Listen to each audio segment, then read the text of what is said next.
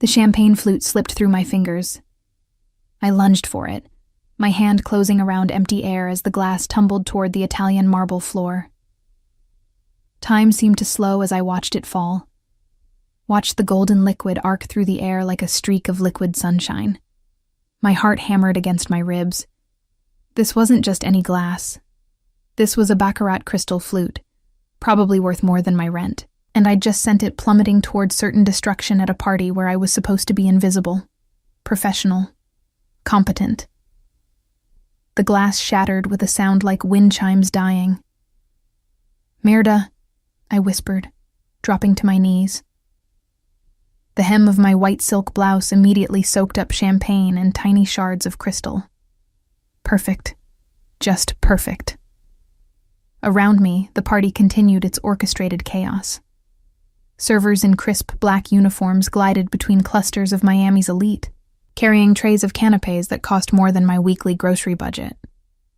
The string quartet near the infinity pool played something classical and expensive sounding.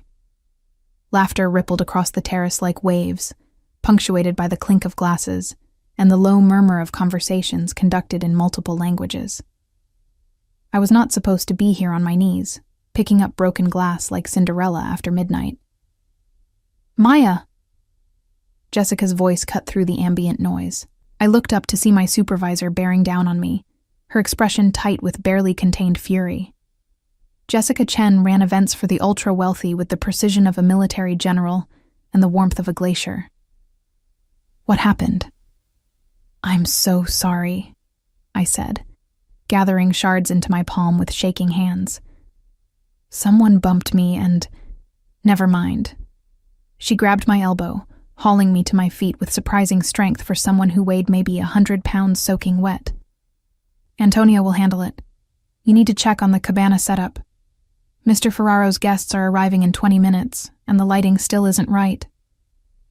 Mr. Ferraro, Dante Ferraro to be precise. The man whose oceanfront estate we were currently decorating like a Mediterranean fever dream. The man who'd hired Jessica's company to throw this elaborate party, for reasons no one had bothered to explain to the temporary help. The man I'd been carefully avoiding all evening, despite the magnetic pull I felt every time I caught a glimpse of him across the terrace. Not that I was supposed to notice him. I was here to work, to collect my paycheck, to add another client to my portfolio so I could eventually stop taking these soul-crushing event jobs and focus on my graphic design business. But Dante Ferraro was the kind of man you noticed even when you were trying desperately not to. I'd seen him exactly 3 times since arriving at the estate 6 hours ago. The first time, he'd been standing on the upper balcony, phone pressed to his ear, his posture radiating the kind of casual power that came from never having to explain yourself to anyone. The second time, he'd been greeting guests near the front entrance, his smile warm and his handshake firm, every inch the gracious host. The third time, he'd been watching me from across the pool, his dark eyes tracking my movements as I adjusted orchid arrangements. That third time had made my skin prickle with awareness. "Maya, focus." Jessica snapped her fingers in front of my face. "Cabana, lighting, now." I nodded, already moving toward the row of pristine white cabanas that lined the far end of the pool. My heels clicked against the travertine tiles, each step a small rebellion against the ache building in my arches. I'd been on my feet since 2 p.m., setting up, arranging, rearranging, and then rearranging again because Jessica had changed her mind about the floral centerpieces. Twice. The Miami heat pressed down like a living thing, thick and wet and suffocating. My blouse clung to my back, my carefully straightened hair already beginning to frizz at the temples despite the industrial-strength hairspray I'd employed. I could feel sweat pooling in places sweat had no business pooling, and I sent up a silent prayer that my deodorant was as clinical strength as advertised. The cabana was a study in calculated luxury. White linen curtains billowed in the ocean breeze. Low couches draped in cream silk beckoned invitingly. A table carved from what looked like a single piece of driftwood held bottles of champagne nestled in silver ice buckets, surrounded by clusters of white roses that probably cost more than my car payment. And the lighting was, Predictably, all wrong. The LEDs cast harsh shadows instead of the soft, romantic glow Jessica had specified in her 17-page event brief. I climbed onto one of the couches, wobbling slightly as my heels sank into the cushions, and reached for the control panel hidden behind a gauzy curtain. "Careful there." The voice came from directly behind me, low and amused and entirely too close. I jerked in surprise, my heel catching on the couch cushion. For the second time that evening, I felt gravity assert its dominance. I flailed, my arms windmilling uselessly as I tipped backward. Strong hands caught me around the waist, steadying me with effortless strength. The contact sent electricity racing up my spine, made my breath catch in my throat. I could smell him. Cedar and bergamot and something darker, more complex. Something that made my hindbrain sit up and take notice. "Easy," the voice said, and I knew who it was before I turned around. Dante Ferraro stood less than a foot away, his hands still bracketing my waist. Up close, he was even more devastating than he'd been from across the terrace. Mid-30s, maybe. Tall, easily 6'2". Broad shoulders filling out a white linen shirt that probably cost more than my entire wardrobe. Dark hair swept back from a face that looked like it had been designed by someone with a very specific idea of masculine beauty. Strong jaw, high cheekbones, lips that managed to be both sensual and somehow dangerous. But it was his eyes that held me frozen. Dark, almost black, framed by thick lashes that would have been wasted on anyone less aggressively male. Eyes that seemed to see straight through the professional mask I'd been wearing all night, down to the messy, complicated truth underneath. "Mr. Ferraro," I managed, my voice coming out breathier than I'd intended. "I'm sorry, I was just fixing the lighting." "Dante," he corrected, his hands still warm against my waist. "And you're Maya, yes? Jessica's star designer." Star designer. I nearly laughed. Jessica had introduced me as temporary help, exactly once before relegating me to setup duty. But I nodded anyway, trying to ignore the way my skin burned where his fingers rested. "The lighting," I said again, desperate to establish some semblance of professionalism. "It's too harsh. I was adjusting. It's perfect." His thumbs moved slightly, a gesture so small I might have imagined it. Except I could feel the ghost of that movement singing through my nerve endings, making it hard to think about appropriate workplace boundaries. "Leave it." But Jessica said, "I'm paying Jessica." His smile was slow, predatory. "And I'm telling you it's perfect. Just like this." His gaze dropped, traveling slowly down my body in a way that should have offended me, but instead made heat pool low in my belly. "You've done excellent work tonight." I should have stepped back. Should have thanked him politely and returned to my duties. Should have remembered that I was here to work, not to get swept up in the gravitational pull of a man who was so far out of my league we weren't even playing the same sport. Instead, I stood there like an idiot, my heart racing, his hands still on my waist. "Thank you," I whispered, and hated how small my voice sounded. He released me abruptly, stepping back to create a respectable distance between us. The loss of contact felt like a physical thing, like someone had peeled away a layer of my skin. I wrapped my arms around myself, suddenly cold, despite the humid evening air. "Your guests," I said, grasping for anything that might restore the natural order of things. "They're arriving soon. I should—" "Yes." His expression shuddered, the warm interest replaced by something cooler, more distant. "You should check with Jessica. Make sure everything is ready." It was a dismissal, polite but firm. I nodded, my cheeks burning as I climbed down from the couch with as much dignity as I could muster. I could feel his eyes on me as I walked away, could feel the weight of his attention like a physical touch. It made my skin prickle and my steps unsteady. Jessica was waiting near the pool, her expression thunderous. What took so long? The lighting, I lied. It needed... Never mind. The VIP guests are arriving. You're on coat check duty. Coat check. In Miami. In August.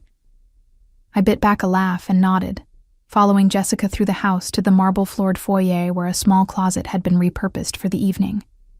It was air-conditioned, at least, a small mercy that I accepted gratefully as I stationed myself beside the gleaming mahogany door. The guests arrived in waves of expensive perfume and even more expensive jewelry. I smiled, accepted wraps and clutches and the occasional blazer, hung everything with meticulous care, listened to conversations that floated past like exotic birds, business deals conducted in casual tones, gossip delivered with surgical precision, references to people and places that existed in a world so far removed from my own, they might as well have been discussing Mars. I was reaching for a beaded evening bag when I heard his name. Dante's pulling out all the stops tonight. The woman's voice was low, conspiratorial.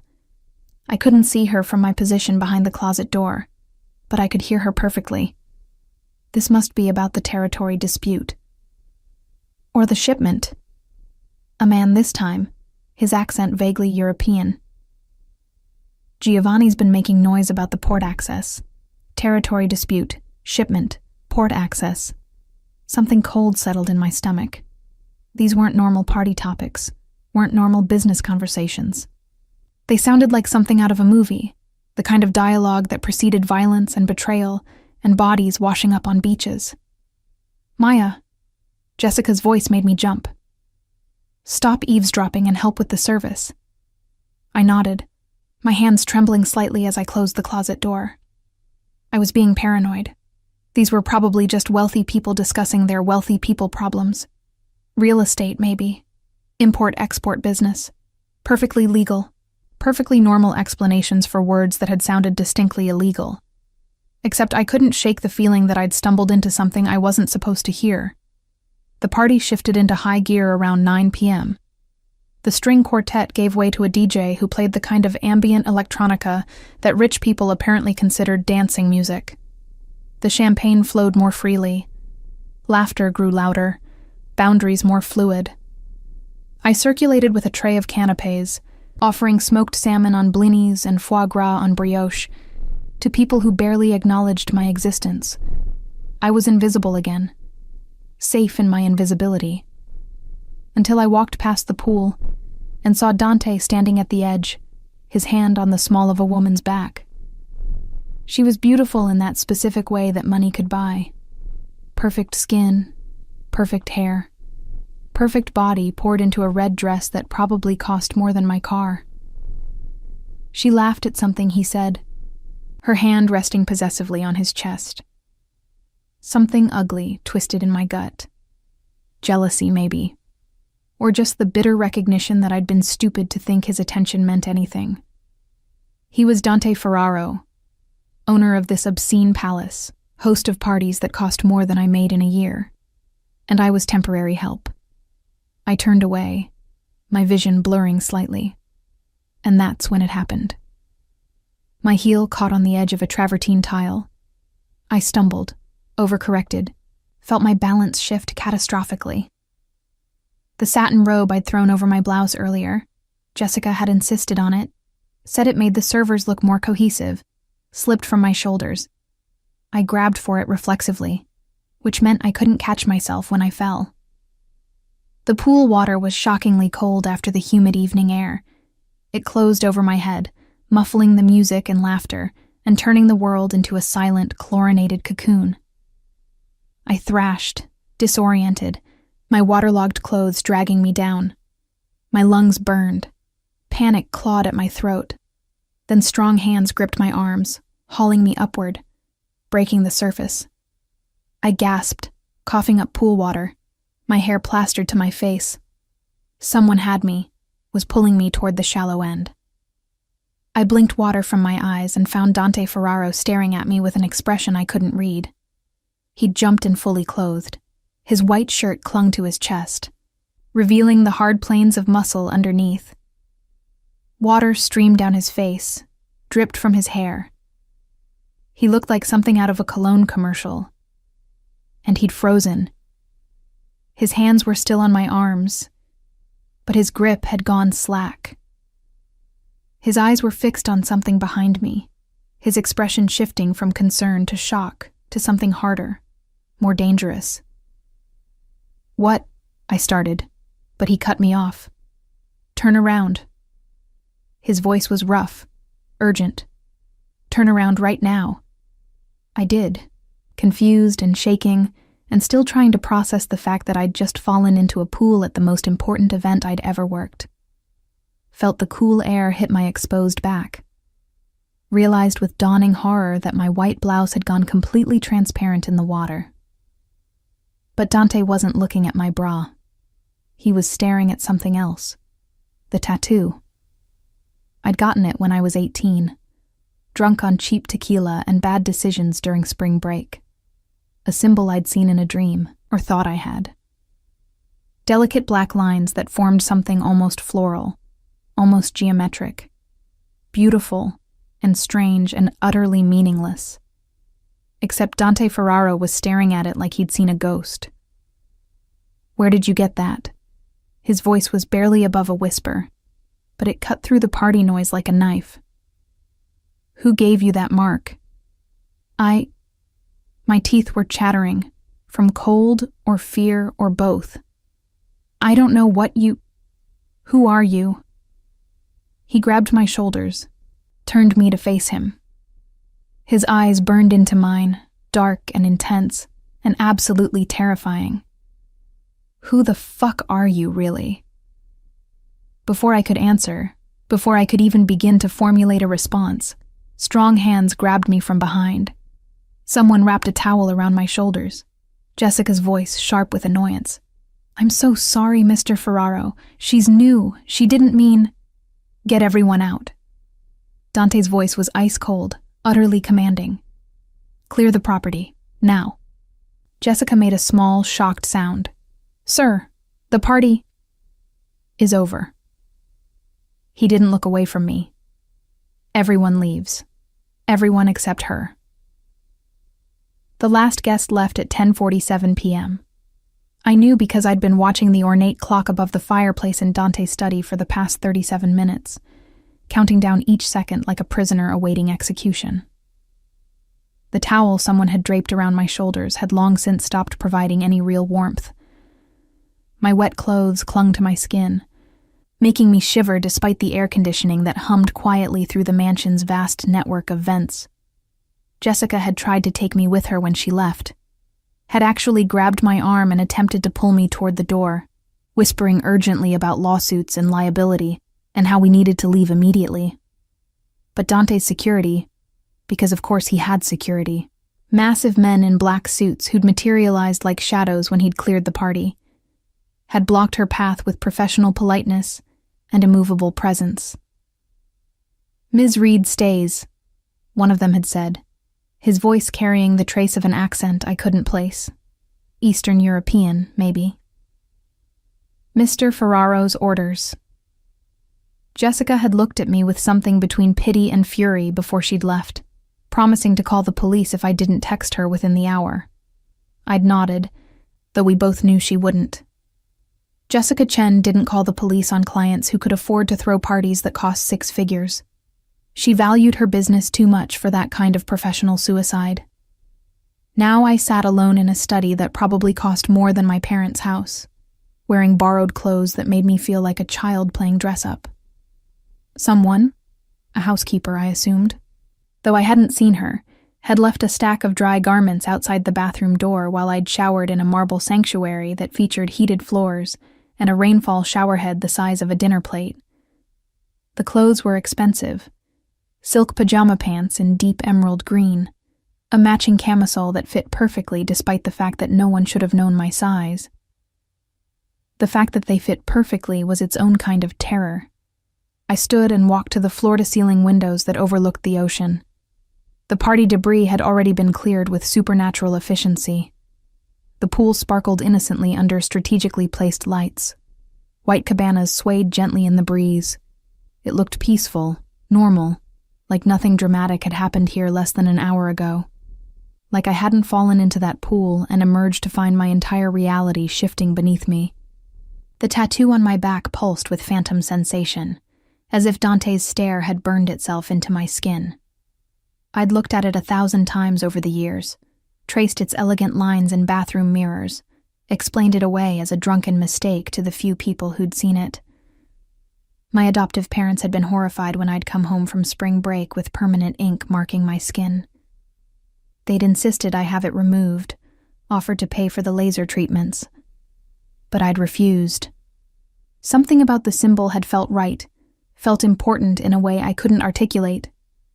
Like it meant something I was supposed to remember, but couldn't quite grasp. The study door opened without a knock. Dante entered with the fluid grace of a predator, changed into dry clothes that somehow looked even more expensive than the ruined linen he'd been wearing. Dark slacks, a black shirt with the sleeves rolled up to reveal forearms corded with muscle and marked with what looked like scars. His hair was still damp, swept back from his face in a way that emphasized the sharp angles of his features. He wasn't alone. The man who followed him was older, maybe 60, with silver hair and eyes that held the kind of cold intelligence that came from surviving in a world that didn't forgive mistakes.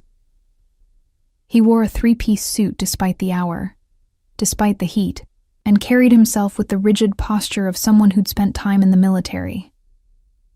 "Sit down, Maya." Dante's voice was different now. Not warm and amused like it had been by the cabana. Not shocked and urgent like it had been in the pool.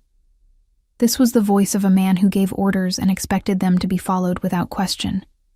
I sat, my hands twisting in my lap.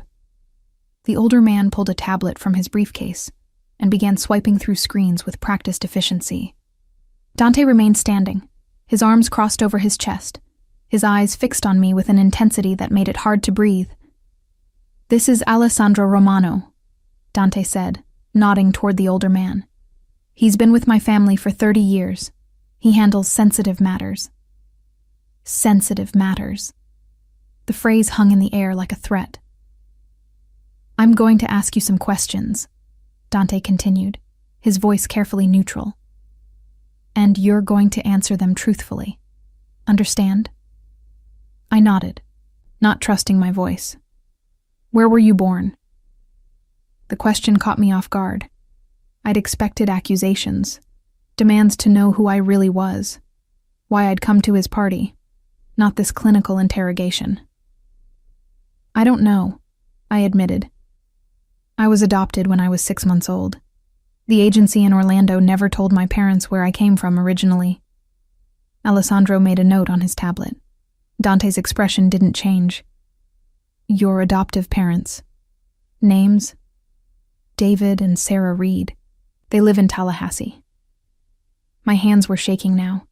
I pressed them flat against my thighs, trying to appear calmer than I felt. "They're good people, retired teachers. They don't have anything to do with whatever this is." "And the tattoo?" Dante moved closer, his shadow falling across me. "When did you get it?"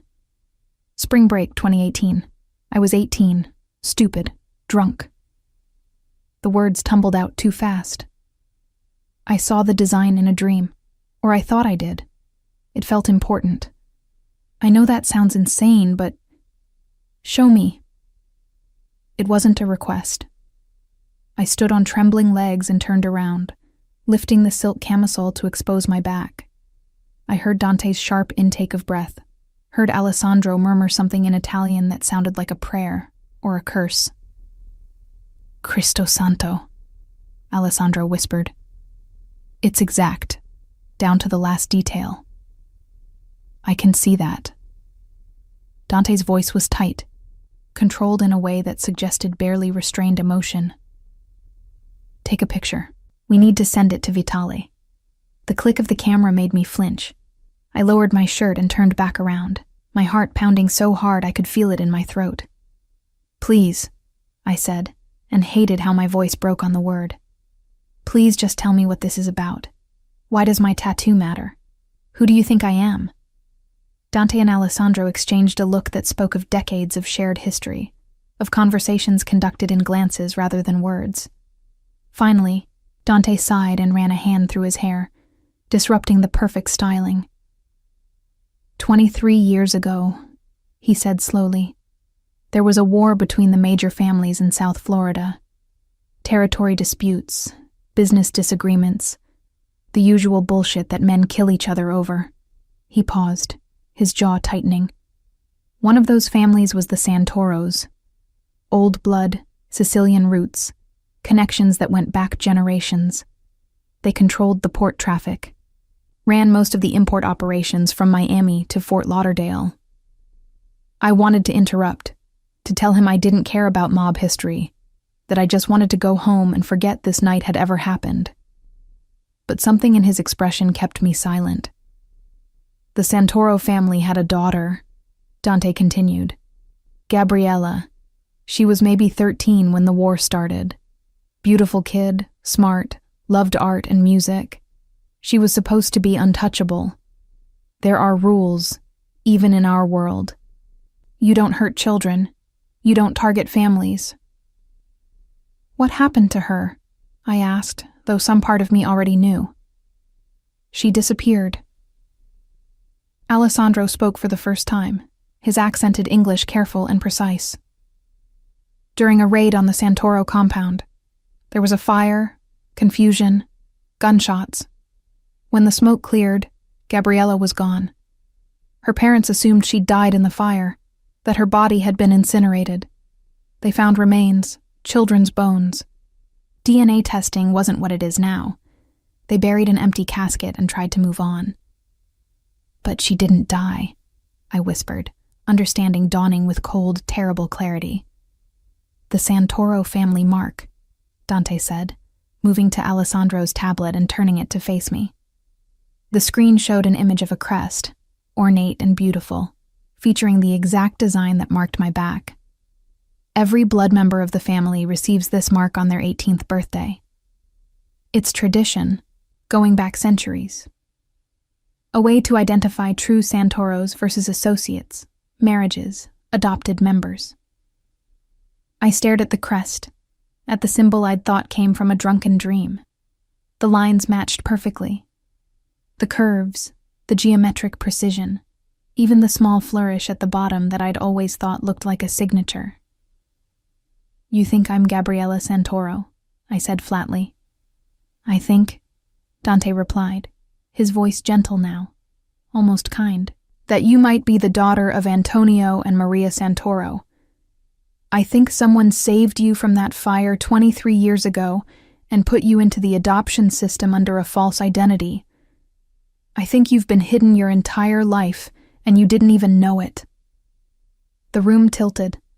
I gripped the arms of the chair, focusing on breathing, on not passing out or throwing up, or doing any of the other things my body desperately wanted to do in response to this impossible information.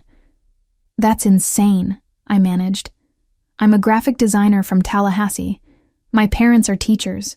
I don't know anything about the mafia or family wars or... Your birthday, Alessandro interrupted. When is it? March 15th. He nodded, making another note. Gabriella Santoro was born March 15th, 2001. You would be 24 now, yes? 24. The same age Gabriella would be if she'd survived. This is a mistake, I said, standing abruptly. A coincidence. People share birthdays. The tattoo, I probably saw that crest somewhere, in a book or online, and my subconscious remembered it. This doesn't prove anything. There's a simple way to know for certain. Dante pulled out his phone, typed something quickly. DNA test. We have samples from the Santoro family vault. If you're Gabriella, it'll show up immediately. If you're not, you walk out of here and forget this conversation ever happened. And if I refuse? His smile was sad, almost apologetic. Then you walk out anyway. I'm not in the business of holding innocent women against their will. He paused. But Maya, if there's even a chance you're who I think you are, you're in danger. Serious danger. The kind that doesn't care about your graphic design business or your quiet life in Tallahassee. Why? The question escaped before I could stop it. If the Santoros thought their daughter was dead for 23 years, why would it matter now? Alessandro and Dante exchanged another loaded glance. Finally, Alessandro spoke, his voice heavy with something that might have been regret. Because Antonio Santoro died 6 months ago, he said. And his will specified that his entire estate, properties worth hundreds of millions, business interests, territory rights, everything, goes to his daughter Gabriella, if she can be found and verified. If she cannot be found within 1 year of his death, the estate transfers to his nephew, Marco Santoro. Understanding crashed through me like a wave. And Marco doesn't want to share. Marco, Dante said quietly, has spent the last 6 months consolidating power, making alliances, positioning himself to take over permanently. If you really are Gabriella, you represent a direct threat to everything he's built. He won't just fight you in court. He'll eliminate the threat entirely. I sank back into the chair, my mind reeling. This morning I'd woken up worried about a freelance deadline and whether I could afford to fix the air conditioning in my apartment. Now I was sitting in a mansion being told I might be the long-lost heir to a criminal empire, with a target on my back I didn't even know I was carrying. I need to think, I said numbly. I need time to... Time is exactly what we don't have. Dante moved to the window, his posture tense. Marco has people everywhere. If he finds out you're alive, if he even suspects, he'll move quickly. We need to secure you, verify your identity, and figure out our next steps before word gets out. Our next steps? I repeated. Why do you care? If I'm Gabriella Santoro, I'm your enemy's daughter. Shouldn't you be happy Marco wants to kill me?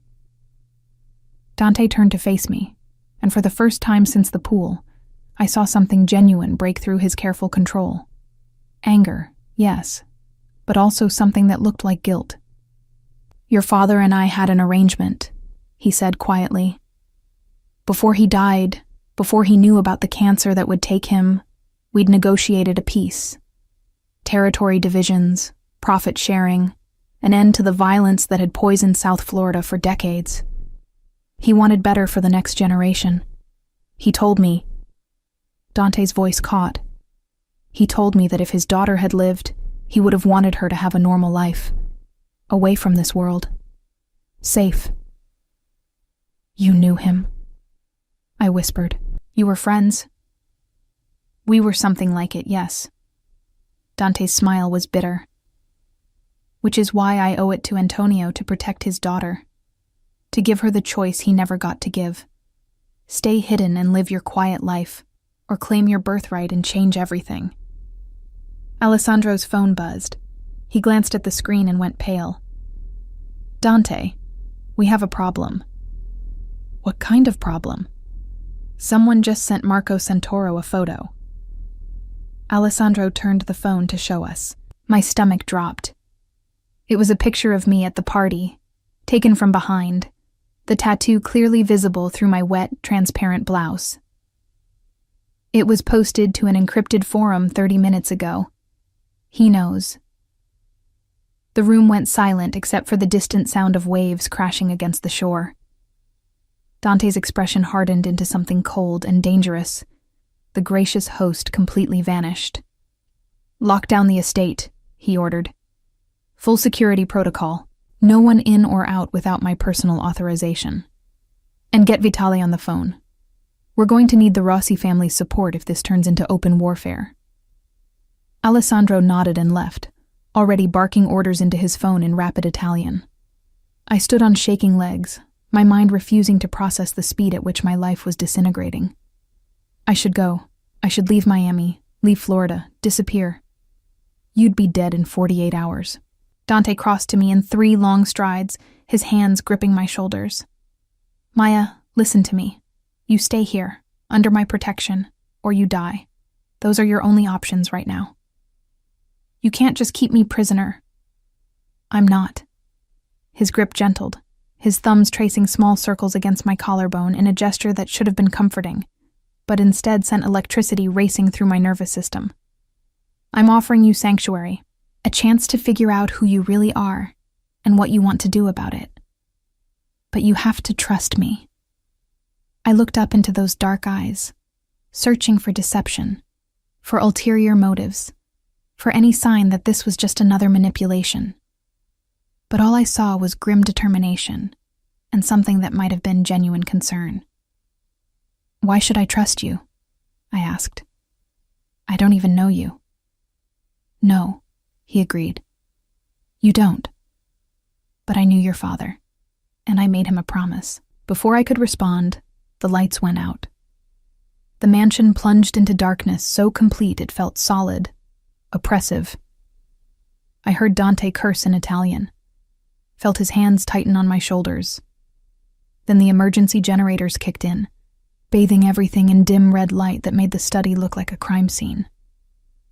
Stay close to me, Dante ordered, pulling me against his side. His body was warm, solid, radiating the kind of controlled strength that came from years of training.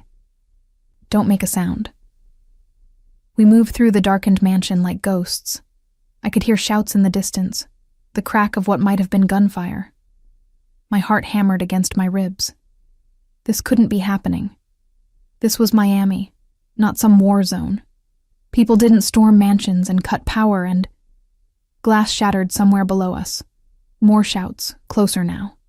Dante pulled me into what looked like a bedroom, shutting the door silently behind us. He moved to a painting on the wall. A Monet, I thought numbly.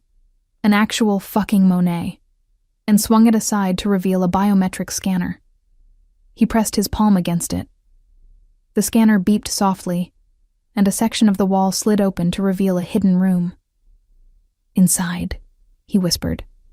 Now. I stumbled into the darkness.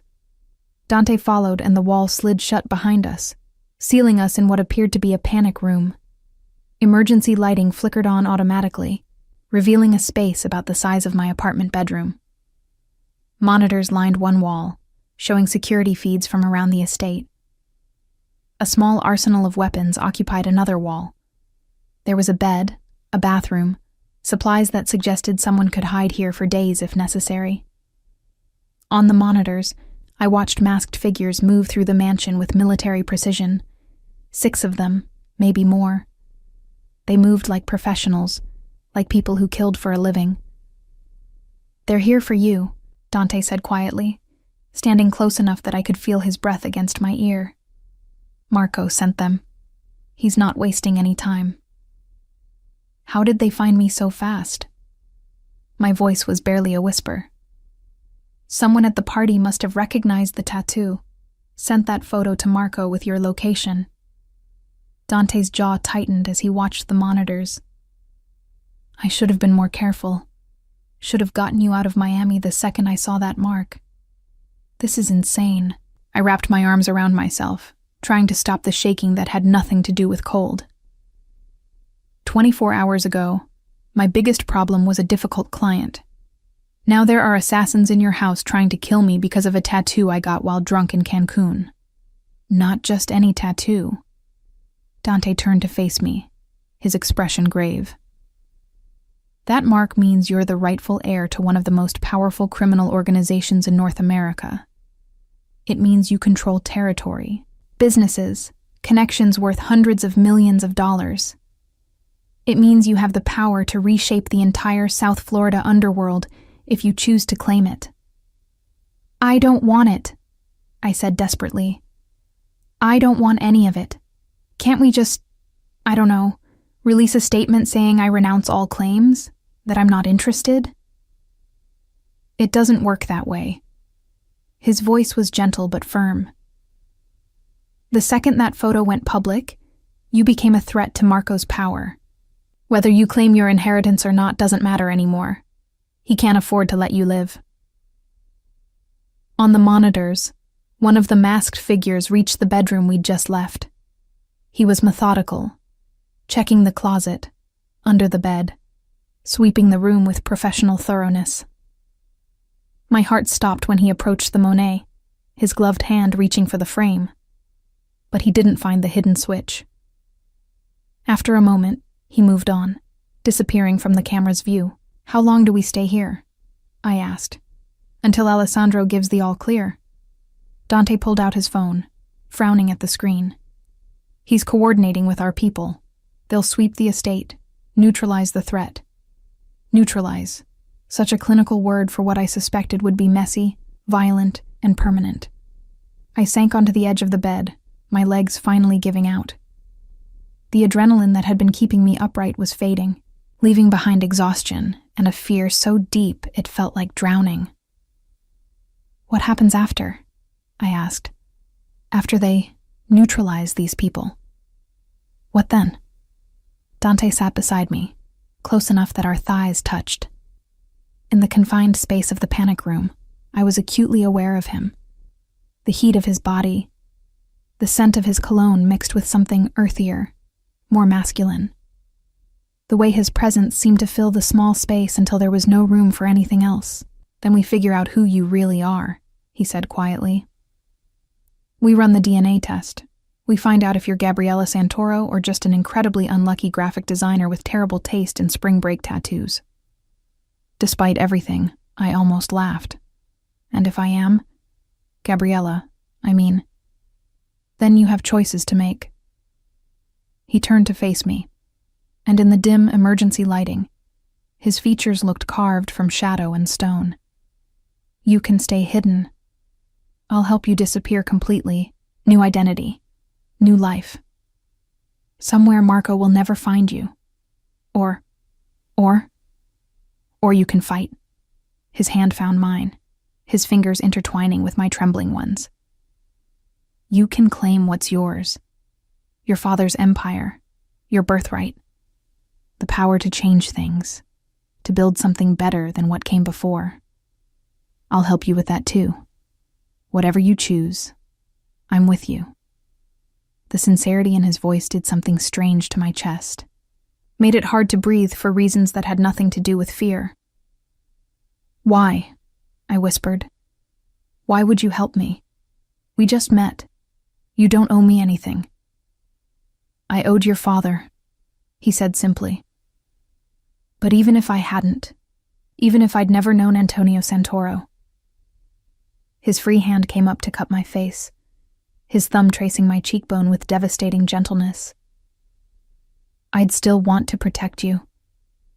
From the moment I saw you across that terrace, before I knew who you were or what you represented, I wanted—" He didn't finish the sentence. Didn't need to. I could see it in his eyes, in the way his gaze dropped to my lips and held there. The same magnetic pull I'd felt by the cabana, amplified by proximity and adrenaline, and the strange intimacy of hiding together in the dark while armed men hunted me through his house. I should have pulled away, should have maintained professional distance, remembered that he was dangerous, that I was in over my head, that getting involved with Dante Ferraro would complicate an already impossible situation. Instead, I leaned in. His lips met mine with a gentleness that contradicted everything I'd seen tonight. The controlled violence on the security monitors, the cold authority in his voice when he'd given orders, the dangerous grace with which he'd moved through the darkened mansion. All of it melted away in the soft pressure of his mouth against mine, in the way his hand cradled my face like I was something precious, breakable. I shouldn't have wanted this. Shouldn't have felt relief and heat and hunger coursing through me as his other hand slid into my hair, angling my head to deepen the kiss. But I did. God help me, I did. When we finally broke apart, both breathing hard, Dante rested his forehead against mine. "I'm sorry," he murmured. "That was inappropriate. You're in danger. You're scared, and don't apologize." My voice was steadier than I expected. "I kissed you back." A smile tugged at his lips, transforming his face from dangerously beautiful to something softer, more human. "So you did." His phone buzzed, shattering the moment. He pulled away to check the screen, and I watched his expression shift from tender to grim in the space of a heartbeat. Alessandro? I guessed. The estate is clear. They got 4 of the 6. He stood, offering me his hand. The other 2 escaped, which means Marco knows his first attempt failed. He'll try again, probably within hours. I let him pull me to my feet, my mind still reeling from the kiss, from everything that had happened in the last 2 hours. What do we do? We move you somewhere safer. Dante pressed his palm to the biometric scanner, and the wall slid open. The bedroom beyond looked untouched, no sign of the violence that had swept through the mansion. I have a property in the Keys. Private island, limited access, security that makes this place look like a playground.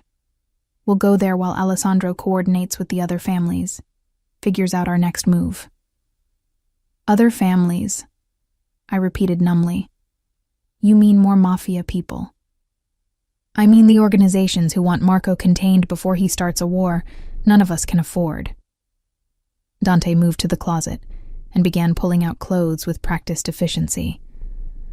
Marco's getting ambitious, making moves that threaten the balance of power. If you really are Gabriella, you represent a legitimate challenge to his authority.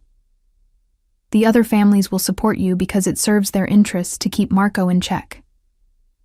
He handed me a stack of clothing, jeans, a soft sweater, comfortable shoes, all in my size, which should have disturbed me more than it did. How did you... I started, but he cut me off with a wry smile. I noticed your size when you were setting up the party. Call it a habit of observation. He turned away, giving me privacy to change. We leave in 10 minutes. Pack light. We can get anything you need once we're secure. I changed quickly, my hands still trembling as I pulled on jeans that fit like they'd been tailored for me. The sweater was cashmere, impossibly soft against my skin.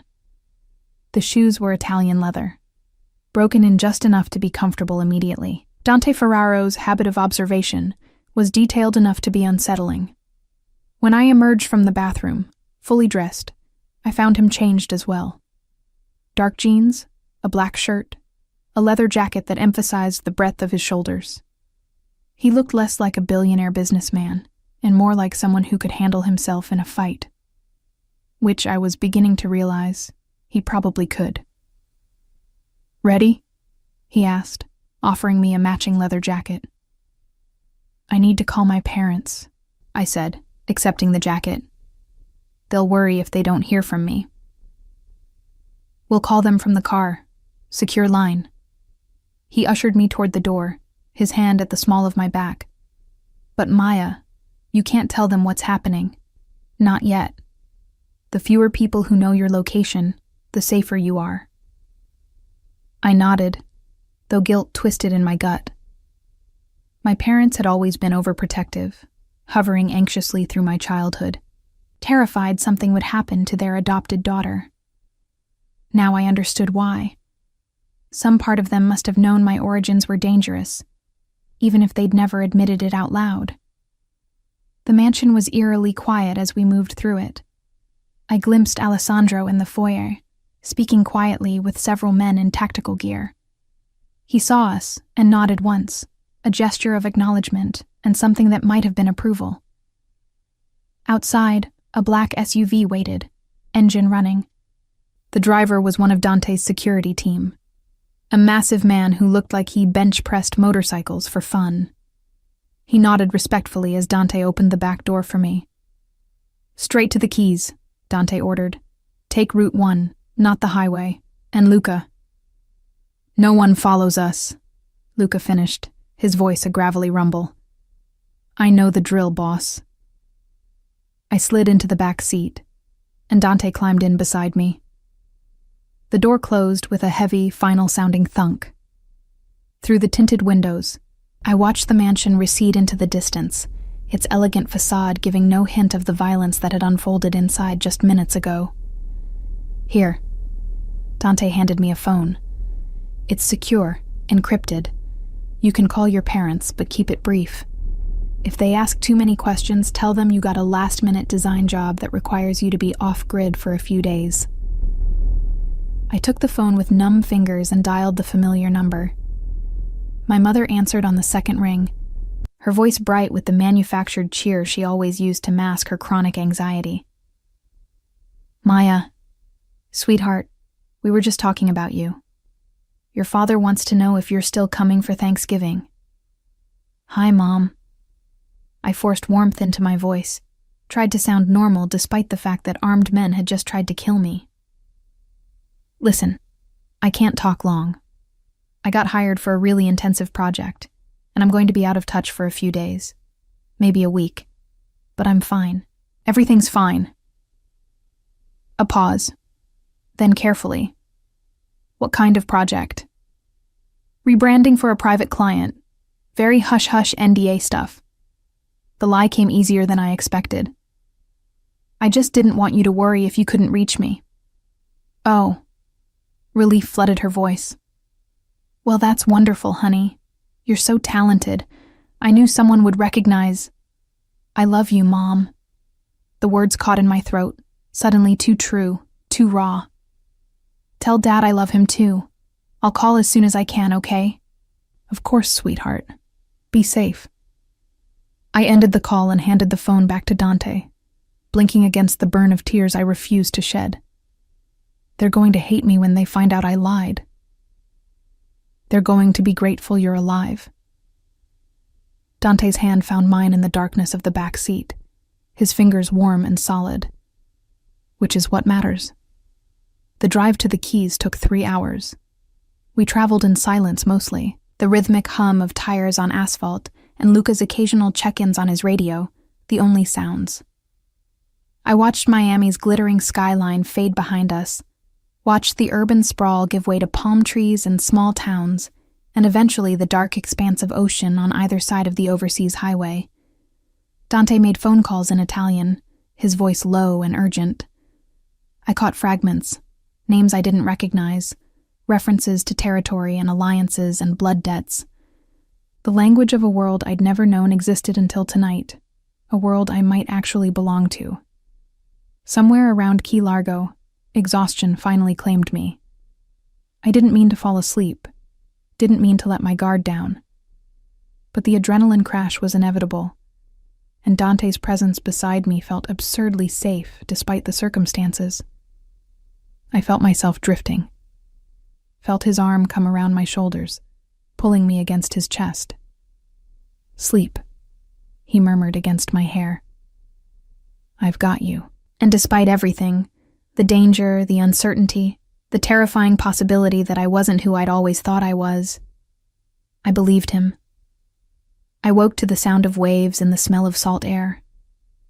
We were parked on what looked like a private dock, a sleek yacht moored beside us, its lights casting dancing reflections on the dark water. "We're here," Dante said softly, and I realized I was still pressed against his chest, his arm still wrapped protectively around me. "My island is a few miles offshore. The yacht will take us the rest of the way." I sat up, disoriented and stiff from sleeping in the car. "You own an island." "Several, actually." He climbed out and offered me his hand. "But this one is special. Completely off the grid, self-sufficient. Solar power, desalination plant, private security that makes the Secret Service look like mall cops. If Marco wants to find you there, he'll need a small army." The yacht was as luxurious as I expected from a man who owned private islands.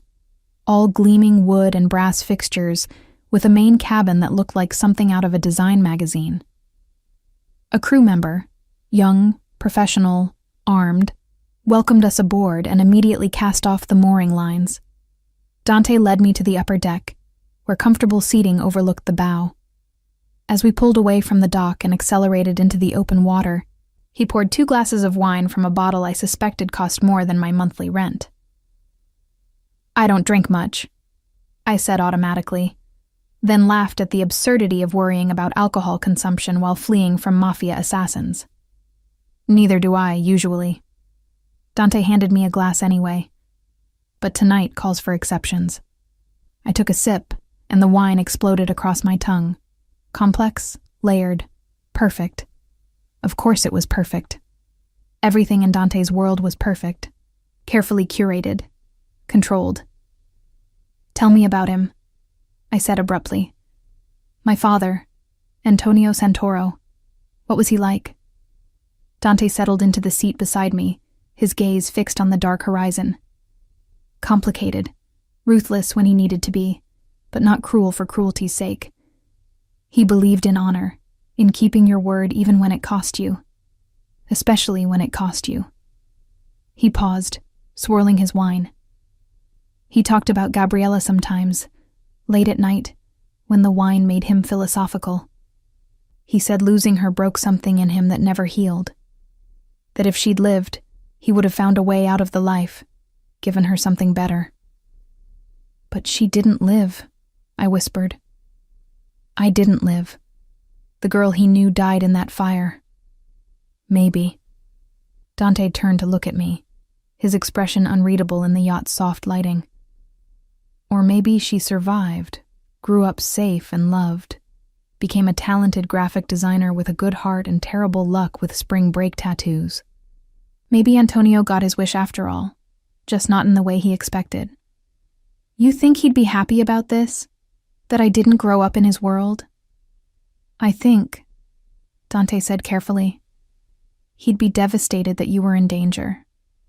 But yes, I think a part of him would be relieved that you were spared the worst of it, that you had a chance at normal." I laughed, the sound bitter. "Normal? Right. Nothing says normal like hiding on a private island while your cousin sends hit squads after you." "Fair point." His smile was wry. "For what it's worth, you're handling this remarkably well. Most people would have fallen apart by now. The night's still young." I took another sip of wine, letting the alcohol warm me from the inside. "Can I ask you something?" "Anything." "Why did you kiss me? Earlier, in the panic room?" I forced myself to meet his eyes. "Was it real, or were you just trying to distract me from freaking out?" Dante set down his wine glass and shifted to face me fully. In the moonlight, he looked like something out of a dream, beautiful and dangerous, and utterly focused on me. "It was real," he said quietly. "Ill-advised, inappropriate, probably a dozen other things that make it a terrible idea, but real." His hand came up to cut my face, his thumb tracing my cheekbone in that devastating way he had.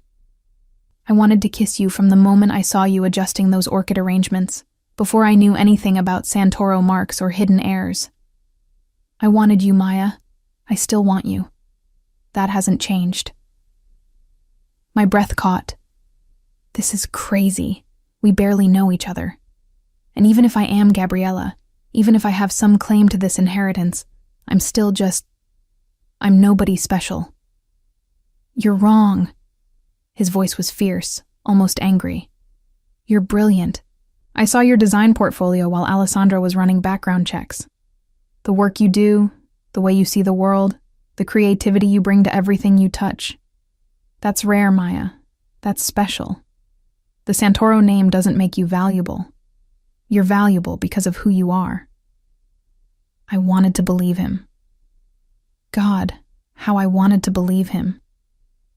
But doubt gnawed at me, whispering that this was all too much, too fast, that Dante's interest in me couldn't be separated from what I represented to his world. "What if the DNA test is negative?" I asked. "What if I'm not Gabriella, just some random woman with a coincidental tattoo and an inconvenient birthday?" "Then you go back to your life." His hand dropped from my face, and I immediately missed the contact. "And I help you disappear well enough that Marco never finds you. But Maya..." He hesitated, something vulnerable flickering across his features. "I'd like to see you again. After all this is settled, when you're safe and you have time to think clearly. I'd like to take you to dinner, maybe show you some of my world that doesn't involve panic rooms and assassins." "A date," I said, testing the word. "You're asking me on a date." I'm saying I'd like the chance to get to know you properly, without the threat of imminent death hanging over us. His smile was soft, almost shy. Is that completely insane? Completely, I agreed. But I think I'd like that too. Before either of us could say anything else, the yacht began to slow. I looked up and saw it, Dante's Island, rising from the dark water like something out of a fantasy. White sand beaches glowed in the moonlight. Palm trees swayed in the breeze. And perched on the highest point, a sprawling villa that managed to be both modern and classic, all clean lines and floor-to-ceiling windows that reflected the stars. "Welcome to Isola della Luna," Dante said, standing and offering me his hand. "Island of the Moon. You'll be safe here, Maya. I promise." As the yacht docked and Dante led me down the gangplank toward the villa, I couldn't shake the feeling that my old life, my small apartment, my freelance clients, my careful routine, was slipping away like sand through my fingers. Whether I was Gabriella Santoro or just Maya Reed, incredibly unlucky graphic designer, nothing would ever be the same again. And looking at Dante's hand wrapped around mine, feeling the solid warmth of his presence beside me, I wasn't entirely sure I wanted it to be. The villa was a masterpiece of architectural design and paranoid security masquerading as luxury. Dante gave me a brief tour as we entered through massive glass doors that, he explained casually, were bulletproof and could withstand direct explosive charges. The foyer opened into a great room with soaring ceilings and views of the ocean on 3 sides, decorated in shades of white and cream that should have felt sterile, but instead felt like being wrapped in clouds. "There are 6 bedrooms," Dante said, leading me up a curved staircase that seemed to float without visible support. "You can take your pick. Each has its own bathroom, ocean views, and—" He paused, his expression slightly embarrassed. "Independent panic room access, in case of emergency." "Of course they do," I muttered. "Because that's totally normal." His laugh was genuine, warm. "Welcome to my world." He showed me to the master suite, which was larger than my entire apartment, and decorated with the same careful attention to detail I'd seen throughout the estate. A massive bed dominated the space, dressed in linens that probably had a thread count higher than my credit score. French doors opened onto a private balcony overlooking the moonlit ocean. The bathroom featured a shower big enough for 4 people, and a soaking tub positioned to take advantage of the view. It was, objectively, the most beautiful room I'd ever been in. "I'll be right down the hall," Dante said, lingering in the doorway. "If you need anything at all, just call. The intercom system is voice-activated. Just say my name." I nodded, suddenly aware of how alone we were. No party guests, no security team hovering nearby, no immediate threat forcing us together. Just Dante and me in this beautiful, isolated place, with nothing between us but air and possibility, and the weight of everything that had happened. "Thank you," I said, meaning it. "For all of this. For protecting me. For not thinking I'm crazy. For—" I gestured helplessly at the room, at the island, at everything. "For caring." Something shifted in his expression, went soft and dangerous all at once. He crossed the threshold in 3 long strides, and suddenly he was there, close enough that I had to tilt my head back to maintain eye contact. His hand came up to cup my face, and I leaned into the touch without thinking. "Get some rest," he murmured, his thumb tracing my lower lip. "Tomorrow we'll deal with everything. The DNA test, the security protocols, the politics. Tonight, just sleep. Be safe." He kissed my forehead, gentle and chaste, then left before I could respond. The door clicked shut behind him, and I stood there for a long moment, my skin still tingling where he'd touched me, my heart doing complicated things in my chest. I should have been terrified. Should have been planning my escape, questioning everything, refusing to trust this beautiful stranger who'd inserted himself into my life with devastating efficiency. But as I showered in that magnificent bathroom and slipped between those impossibly soft sheets, all I felt was a strange sense of rightness, as if I'd finally found something I hadn't known I was looking for. Sleep claimed me quickly, dragging me down into dreams of fire and water and a man's dark eyes that saw straight through to my soul. I woke to sunlight streaming through gauzy curtains and the smell of coffee and something baking. For a disoriented moment, I thought I was back in my apartment, that the previous night had been some fever dream brought on by too much stress and not enough sleep. Then I saw the ocean through the French doors, remembered where I was, and reality came crashing back with brutal clarity. I found clothes laid out in the bathroom, linen pants and a soft cotton shirt, both in my size, both clearly expensive.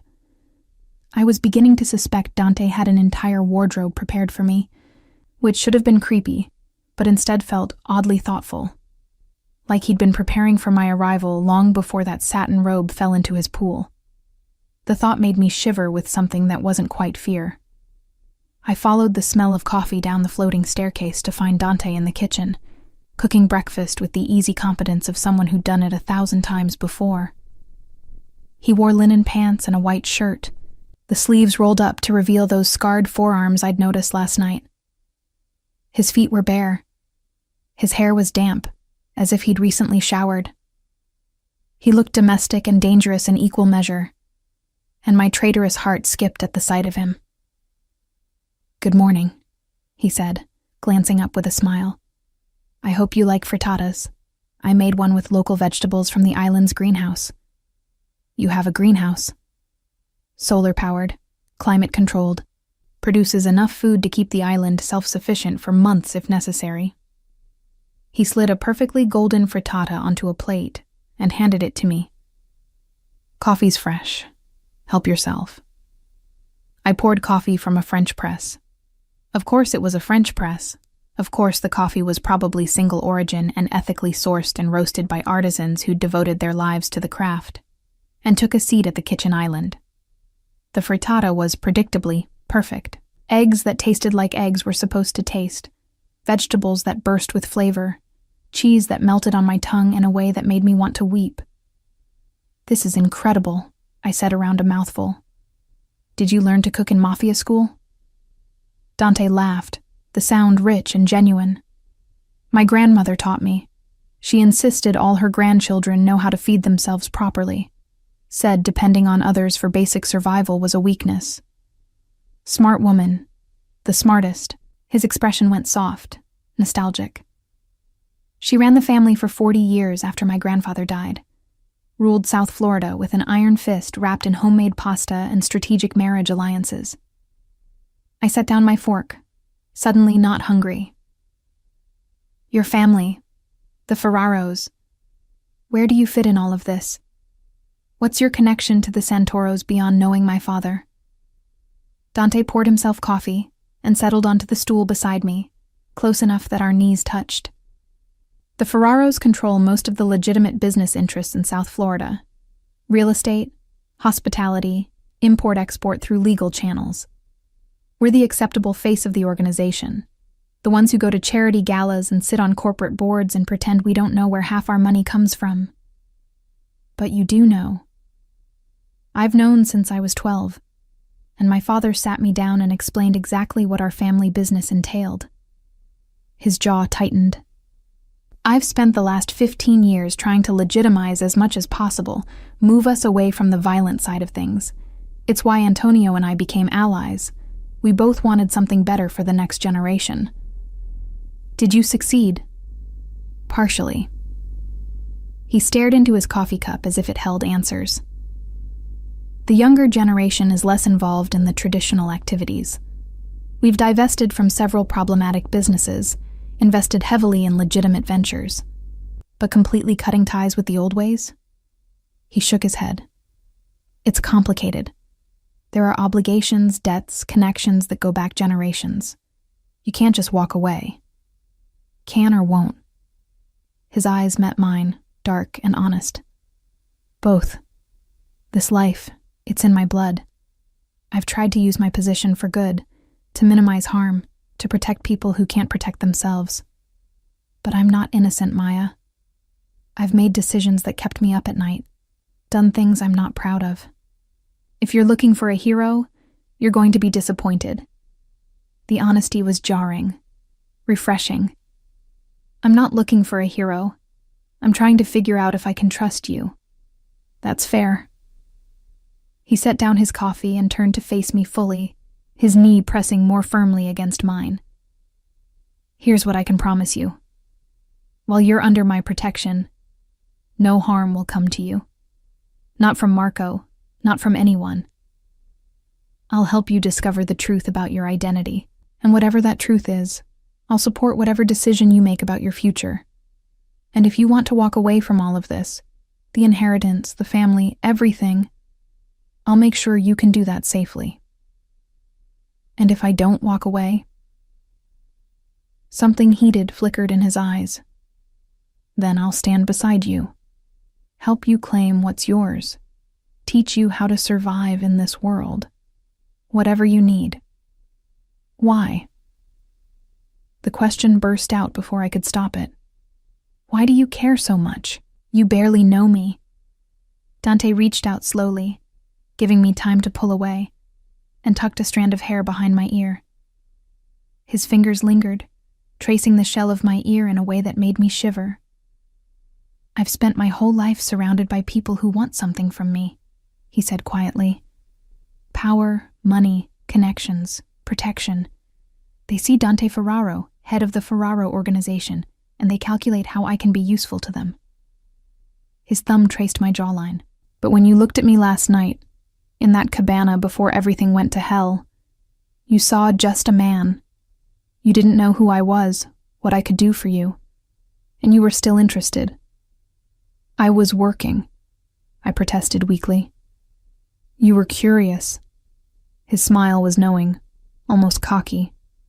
I saw it in your eyes, the same pull I felt, like recognizing something in someone you didn't know you were looking for. My breath caught. He was right, of course. I had felt it, that magnetic pull, that sense of recognition that had nothing to do with logic and everything to do with some primal part of my brain that had looked at Dante Ferraro and said mine. Before I could respond, his phone buzzed. He glanced at it and frowned. Alessandro, the DNA results are ready. Everything else fell away. The intimate moment, the charged atmosphere, the breakfast cooling on our plates. All of it vanished in the face of that simple statement. The DNA results were ready. In the next few minutes, I would know for certain whether I was Maya Reed, freelance graphic designer, or Gabriella Santoro, heir to a criminal empire. I don't know if I'm ready for this, I whispered. You don't have to be. Dante's hand found mine, his fingers interlacing with my trembling ones. Whatever the results say, whatever you decide to do with that information, I'm here. You're not facing this alone. He led me to a study similar to the one in his Miami mansion. Floor-to-ceiling windows overlooking the ocean, expensive art on the walls, technology that probably cost more than most people's houses. A large monitor dominated one wall, and Dante tapped it to life with a voice command. Alessandro's face appeared on screen, his expression grave. Behind him, I could see what looked like a medical laboratory, all stainless steel and sophisticated equipment. Good morning, Alessandro said formally. Ms. Reed, Dante. I have the preliminary results from the DNA analysis. My heart hammered so hard I thought it might break through my ribs. Dante's hand tightened around mine, a silent reminder that I wasn't alone. And? Dante prompted when Alessandro hesitated. The mitochondrial DNA is a match, Alessandro said carefully. Maya Reed shares maternal lineage with the Santoro family. The probability that she is Gabriella Santoro, daughter of Antonio and Maria Santoro, is 97%. The room tilted. I heard someone make a sound, a gasp, a sob, something broken and shocked. and realized it was me. Dante's arm came around my waist, supporting me as my legs turned to water. "You're certain?" Dante asked, his voice sharp. "As certain as modern science allows." Alessandro's expression was sympathetic. "I've sent the full report to your secure server. But there's no doubt. Maya is Gabriella." I was Gabriella Santoro, the daughter who'd been presumed dead for 23 years. The heir to an empire I'd never wanted. The girl who'd been saved from a fire and hidden away, given a chance at a normal life that was now irrevocably shattered. "Maya." Dante's voice seemed to come from very far away. "Breathe. Just breathe." I tried, failed, tried again. Managed a shallow gasp that brought oxygen but no relief from the crushing weight on my chest. "There's more," Alessandro said grimly. "Marco Santoro has issued a formal challenge. He's claiming Maya is an imposter, demanding she present herself before the Council of Families to prove her identity publicly. It's a trap, obviously. The moment she surfaces, he'll kill her." "Then she doesn't surface," Dante replied, his voice cold and hard. "We have the DNA proof. We don't need the Council's approval." "Actually, we do." Alessandro's expression was apologetic. "According to the terms of Antonio's will, the heir must be verified by the Council before taking possession of the estate. It's an old tradition, meant to prevent fraudulent claims. If Maya refuses to appear, Marco can argue she's hiding because she knows she's not really Gabriella." "That's insane," I managed, finding my voice at last. "He's the one who sent assassins after me. Why would I willingly walk into his trap?" "Because," Alessandro said quietly, "it's the only way to claim what's legally yours. And because if you don't appear, Marco will consolidate power quickly. Within a month, he'll control everything Antonio built. The Council won't oppose him if the rightful heir refuses to step forward." I pulled away from Dante, needing space to think, to process. I walked to the windows and stared out at the ocean, at the deceptively peaceful waves rolling toward the shore. Somewhere out there, beyond this beautiful island prison, was my old life. My apartment with the broken air conditioning, my freelance clients who needed logo redesigns, my parents who thought I was working on a secret project. All of it felt like a dream I'd had once, a story about someone else. "I need time," I said, not turning around. "Time to think about what I want to do." "Of course," Dante said. "Alessandro, keep monitoring the situation. Let us know if anything changes." "There's one more thing." Alessandro's voice carried a strange note, something that might have been hope or fear. Marco's challenge specified a meeting location, the Santoro family compound in Coral Gables, the same place where Gabriella disappeared 23 years ago. The weight of that statement hung in the air like smoke. Marco wanted me to return to the place where I'd almost died, where my real parents had lost their daughter, where this entire nightmare had begun. "Absolutely not," Dante said flatly. "It's too dangerous." But I was already turning around, an idea forming. What if that's exactly where we need to go? Both men stared at me like I'd lost my mind. "Think about it," I continued, the pieces falling into place. "Marco's expecting me to hide, to refuse the challenge. That's what gives him power, my fear, my absence. But what if I call his bluff? Show up at the compound with enough protection that he can't touch me, prove my identity publicly, and force the Council to acknowledge me as Antonio's heir?" "You'd be walking into a war zone," Dante said, his expression grim. "Even with security, the risk is worth it if it ends this." I moved back toward him, drawn by the magnetic pull that seemed to exist between us regardless of circumstance. "I didn't ask for this inheritance. I don't want to be Gabriella Santoro. But I'm not going to spend the rest of my life hiding either, always looking over my shoulder, waiting for Marco to find me." If I'm going to survive this, I need to face it head on. Dante studied me for a long moment, and I could see the war playing out behind his eyes. The desire to protect me warring with respect for my autonomy. His strategic mind calculating odds against his emotional investment in keeping me safe. If we do this, he said finally, we do it my way. Full security detail, allied families as witnesses, every contingency planned for. You don't take a single step without protection. Agreed. I nodded, relief and terror warring in my chest. Agreed. Alessandro was already typing rapidly on his keyboard.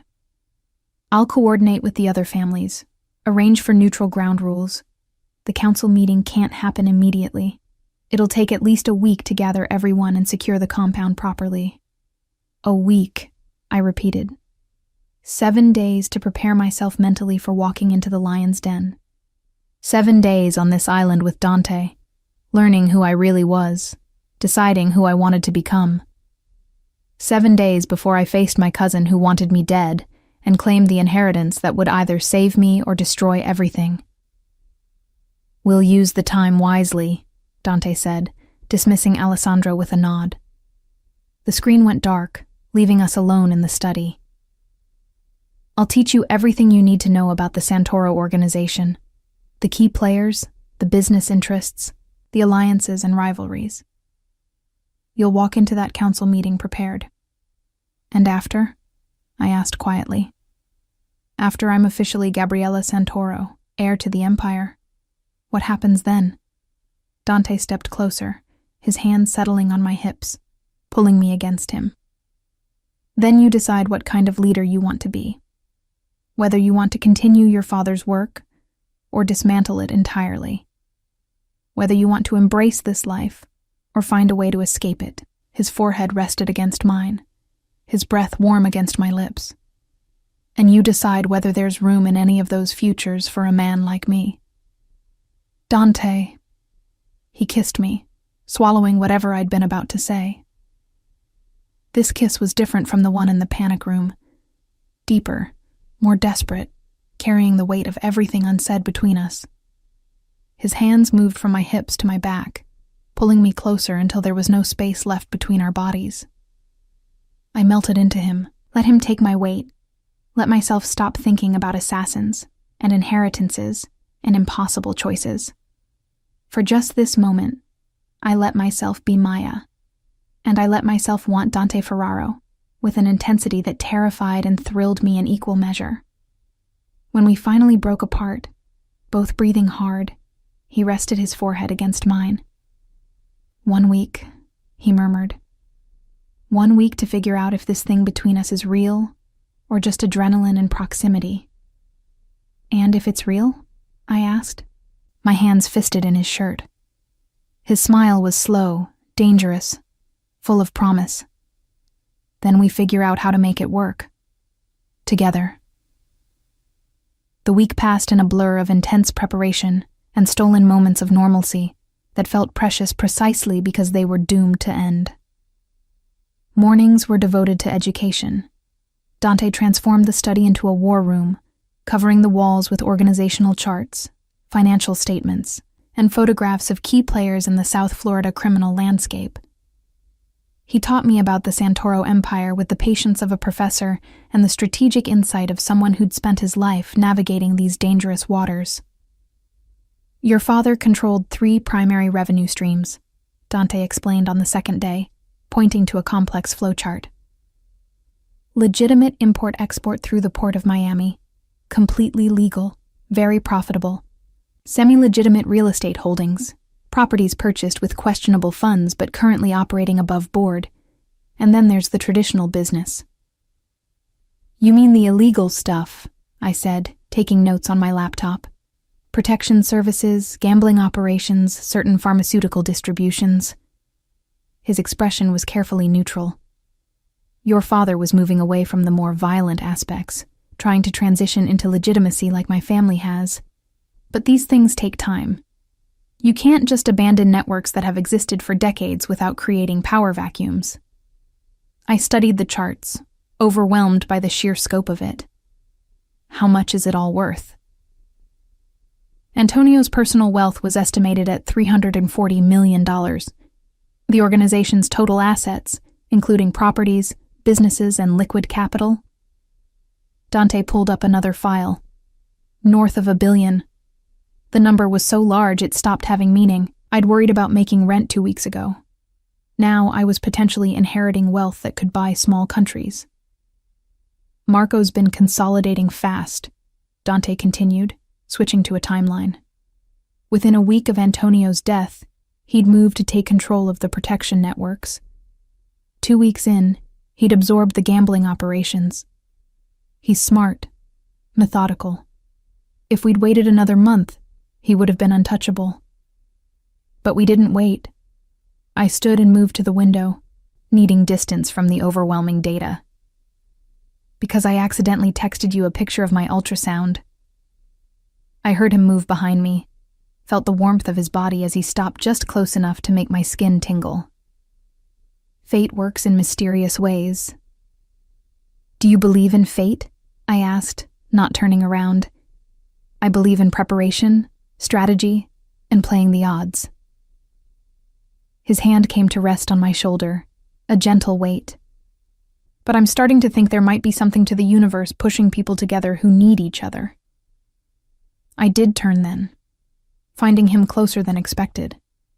In the week we'd spent together, I'd learned to read the subtle shifts in his expression, the way his jaw tightened when he was worried, the slight softening around his eyes when he looked at me, the dangerous stillness that came over him when Alessandro called with updates about Marco's movements. Do you think we need each other? I asked quietly.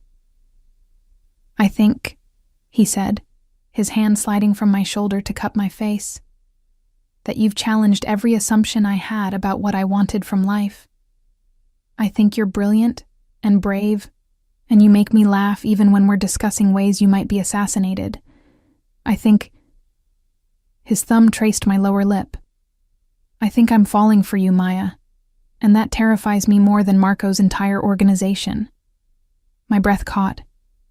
We'd been dancing around it all week, the growing intensity between us, the way we'd gravitated toward each other at every opportunity, the increasingly heated kisses that left us both shaking and wanting more.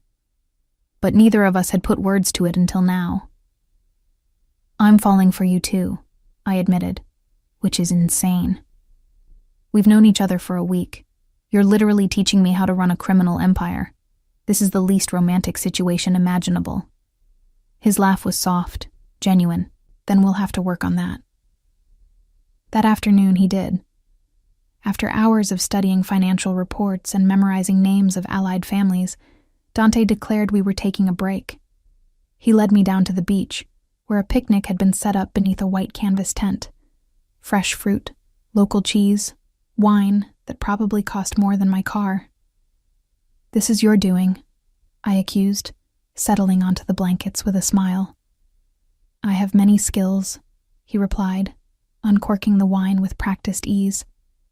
Romancing beautiful women on private beaches is among them. How many beautiful women have you romanced on this particular beach? None. His expression turned serious. I don't bring people here, Maya. This island is my sanctuary, the one place I can be just Dante. Not the head of an organization or my father's son or any of the other roles I play. I've never shared it with anyone. The weight of that admission settled over me. Why me? Because you're the first person I've met who makes me want to share it. He poured wine into 2 glasses, handed me one. The first person who sees me, really sees me, and doesn't want something in return. I took a sip of wine to cover the emotion tightening my throat. That's not entirely true. I want you to keep me alive long enough to claim my inheritance. Fair enough. His smile was warm, teasing. But you wanted me before you knew I could protect you. I remember that look in your eyes by the cabana, before everything went to hell. Pure attraction. Nothing calculated about it. Heat crept up my neck. You're very confident. I'm very observant. He set down his wine and moved closer, his hand finding mine. And I observed the way your breath changed when I touched you. The way you leaned into me even when you were trying to maintain professional distance. The way you kissed me back like you'd been thinking about it for hours. Dante. His name was half protest, half invitation. He kissed me, slow and deep, tasting of wine and salt air and promises I desperately wanted to believe in. His hands tangled in my hair, angling my head for better access, and I melted into him with a surrender that should have terrified me, but instead felt like coming home. When we finally broke apart, both breathing hard, the sun had begun its descent toward the horizon, painting the sky in shades of orange and pink and gold. "Stay with me tonight," Dante murmured against my neck, his lips tracing a path that made me shiver. Not because of danger or obligation, just because you want to. I should have said no, should have maintained boundaries, reminded myself that we were still essentially strangers thrown together by circumstance, that getting emotionally involved with Dante Ferraro was a complication I didn't need. But I was tired of should. Tired of being careful, of playing it safe, of denying what I wanted, because it didn't fit the life I'd carefully constructed. "Yes," I whispered. "Yes." That night, I learned what it meant to be cherished. Dante made love to me with a reverence that brought tears to my eyes, his hands and mouth mapping every inch of my skin like he was memorizing me. He whispered to me in Italian, beautiful, incomprehensible things that sounded like poetry and promises. And afterward, as we lay tangled in his enormous bed with the ocean visible through the windows, he held me like I was something precious he'd found and refused to let go. "Tell me about your childhood," I said, my head resting on his chest, his heartbeat steady beneath my ear. "Which version?" His fingers traced lazy patterns on my shoulder. "The official story or the truth?" "Both." He was quiet for a moment, gathering his thoughts. "Official story. I was born into a wealthy family, attended the best schools, inherited my father's business empire at 25 when he died of a heart attack. Shrewd businessman, generous philanthropist, pillar of the Miami community. And the truth? I was born into the mafia. My father ran protection rackets and gambling operations. He died of a bullet to the head during a territorial dispute, not a heart attack. I inherited his position along with his enemies, his debts, and his bloody legacy." His voice was matter of fact, but I felt the tension in his body. "I was 25 and terrified I'd be dead before I was 30. I pressed a kiss to his chest, directly over his heart. "But you weren't." "I got smart, made alliances instead of enemies, invested in legitimate businesses, learned that power doesn't always have to come from a gun." He tilted my face up to his. "And I waited for someone to give me a reason to want a future instead of just surviving the present." "Dante, I know it's fast," he interrupted softly. "I know we're still figuring this out. But Maya, you make me want things I thought I'd given up on. Family, partnership, a life that's about more than just the organization." My heart twisted. What if I can't do this? What if I claim the inheritance and realize I'm not cut out for this world? What if I fail? Then we figure it out together. His arms tightened around me. "But I don't think you'll fail. I think you're going to walk into that council meeting and show them exactly who Gabriella Santoro is. And I think they're going to be scared of you, which is exactly how it should be." The next few days passed in a similar rhythm.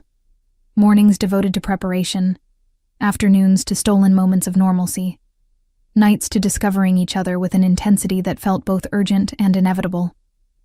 Dante taught me more than just organizational charts and alliance structures. He taught me how to read people, how to project confidence even when terrified, how to use silence as a weapon. "Never let them see you uncertain," he said during one lesson. "The moment you hesitate, they'll pounce. These people are predators. They respect strength, confidence, and the willingness to make hard decisions. Even if those decisions keep me up at night? Especially then. His expression was grim. The people who sleep soundly after ordering violence are the ones you need to worry about. The fact that it bothers you means you still have a conscience. That's valuable. On the 6th day, Alessandro called with news. The council meeting is confirmed for tomorrow evening. All major families have agreed to attend. Marco has accepted the terms of engagement. Neutral ground, no weapons beyond personal security, binding arbitration of the council's decision. He's going to try something, Dante said flatly. Marco doesn't agree to terms that disadvantage him. Agreed. Alessandro's face was grave on the screen. I've tripled security for the compound and arranged for medical personnel on standby. But Dante, if this goes wrong, it won't. Dante's voice was steel. Maya will be protected, whatever it takes. That night, after Alessandro signed off and the reality of tomorrow's confrontation settled over us like a shroud, I found Dante on the beach, staring out at the dark ocean. Having second thoughts? I asked, settling beside him on the sand. About protecting you? Never. He pulled me against his side, his arm warm around my shoulders. About letting you walk into danger when I have the power to prevent it, constantly. You can't protect me from this. It's who I am now. I turned to face him. Gabriella Santoro, heir to an empire I never asked for but can't walk away from. Not anymore. Why not? He challenged. You could still disappear. We have the resources to make you vanish so completely Marco would never find you. You could go back to being Maya Reed, or become someone new entirely. Have the quiet life you wanted. Except I'd always be running. I took his hand, intertwining our fingers, always looking over my shoulder, wondering when Marco would find me. And maybe more importantly, I paused, gathering courage. I'd be walking away from you. And I'm not ready to do that. Something fierce and tender crossed his face. Maya, I love you, I interrupted, needing to say it before I lost my nerve. I know it's insane. I know we've only known each other a week. But I love you, Dante Ferraro, and I'm not running from that either. He kissed me then, deep and desperate, pulling me into his lap so I was straddling him on the sand. I love you, he said between kisses. I love you, and tomorrow I'm going to make sure everyone in that room knows you're under my protection. That harming you means war with the Ferraro organization. That you're mine. Possessive, I murmured, but I was smiling. Completely. His hands slid under my shirt, warm against my skin. And when this is over, when you've claimed what's yours and Marco is dealt with, I'm going to marry you. Make you mine in every way that matters. My breath caught. Is that a proposal? It's a promise. His eyes burned into mine. A warning. I'm not letting you go, Maya. Whatever happens tomorrow, whatever you decide about the inheritance, we're doing this together. Understand? I understand. I kissed him softly. I understand that you're insane and possessive and probably the worst possible choice for a woman trying to enter the criminal underworld with some semblance of credibility. Probably, he agreed. And I understand that I don't care. I pulled back to look at him properly, this beautiful, dangerous man who'd crashed into my life and refused to leave. I want you, Dante, all of you. The good parts and the bloody parts and everything in between. We made love on the beach that night, under the stars, with the ocean as our soundtrack and the sand as our bed. It was desperate and tender and perfect, a claiming that went both ways. Later, as we lay wrapped in each other, I let myself believe that maybe, just maybe, we could make this work. That tomorrow I could walk into that council meeting and emerge victorious. That I could claim my inheritance, neutralize Marco's threat, and build something new with Dante by my side. I let myself believe in happily ever after, even though I knew better. Even though I knew that in the world Dante and I inhabited, happy endings had to be fought for, bled for, earned through sacrifice and strategic brilliance, and sheer stubborn refusal to give up. Tomorrow, I would fight for mine. Tomorrow, Gabriella Santoro would face her destiny, and God help anyone who tried to stop her. The Santoro compound in Coral Gables was nothing like I'd imagined. I'd pictured something dark and foreboding, all iron gates and security cameras, a fortress designed to keep the world at bay. Instead, I found myself approaching a sprawling Mediterranean estate that could have been featured in architectural magazines. Pale stucco walls glowed in the early evening light. Bougainvillea cascaded over archways in explosions of purple and pink. Fountains tinkled cheerfully in courtyards, visible through wrought iron gates that managed to be both beautiful and impenetrable. "Your father had taste," Dante murmured beside me in the back of the armored SUV. We were traveling in a convoy, 3 vehicles filled with security personnel, all of them armed, all of them prepared for the possibility that tonight would end in violence. I couldn't respond. My throat was too tight with emotion I couldn't name. This place, this beautiful, terrible place, was where I'd been born, where I'd spent the first 13 years of my life before everything had burned, where my real parents had walked and laughed and loved me in ways I couldn't remember. The sense of recognition that washed over me as we passed through the gates was almost physical, like my body remembered even if my mind didn't. "You okay?" Dante's hand found mine, squeezed gently. I nodded, not trusting my voice. The SUV stopped in a circular driveway where other vehicles were already parked, expensive sedans and SUVs that spoke of wealth and power. Through the window, I could see people gathering in what appeared to be a formal garden, all of them dressed in dark, expensive clothing that made them look like they were attending a very chic funeral, which, I supposed, they might be. Mine. "Remember what we discussed," Dante said, his voice low and urgent. "You don't speak unless spoken to directly. You don't admit to anything beyond your identity. And if anything feels wrong, you say the code word, and we get you out immediately." "Lighthouse," I confirmed, the random word we'd chosen specifically because it would never come up naturally in conversation. Alessandro appeared at the window, his expression grim. "The council is assembled. All 5 families are represented. Marco is here with his security detail, larger than the rules specified but within acceptable parameters." "Acceptable," Dante repeated flatly. "For now." Alessandro's gaze shifted to me. "Ms. Santoro, are you ready?" Ms. Santoro. Not Maya anymore. The name felt strange on my tongue, like wearing someone else's clothes. As ready as I'll ever be. Dante helped me from the vehicle, his hand at the small of my back as we moved toward the garden. I'd dressed carefully for this moment, in a black sheath dress that Dante had selected. Elegant, but not flashy. Expensive, but understated. The kind of thing that said, "I belong here," without screaming for attention. My hair was pulled back severely, and I wore minimal jewelry except for a pair of diamond studs that had belonged to my grandmother. The real one, Maria Santoro, whose DNA now proved ran through my veins.